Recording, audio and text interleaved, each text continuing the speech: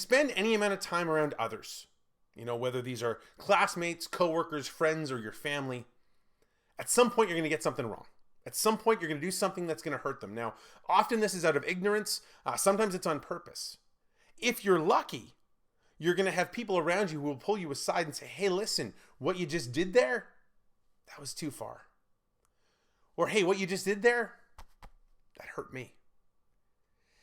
And what that becomes is an opportunity to grow a relationship, because you work through these moments of difficulty. You work through these moments where things were not exactly as you intended them to be.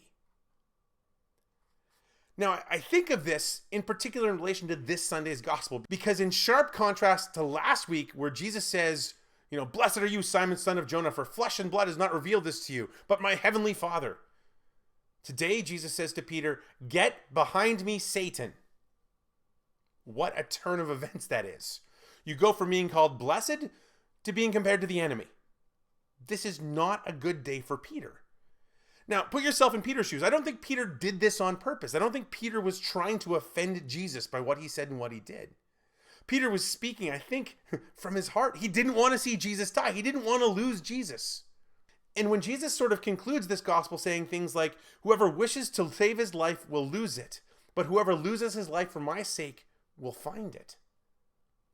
Well, what Jesus is trying to do is kind of reset what we're looking at, what our goals are. Is our focus on what we see in the here and now, like Peter's was? Are we starting to look and see as our Heavenly Father would have us look and see? Are we seeing those eternal, divine, perfect things? I would suspect the answer for you, like the answer for me, is not as much as we should. And so this Sunday's gospel is a call to do better. What are we focused on? What is our goal?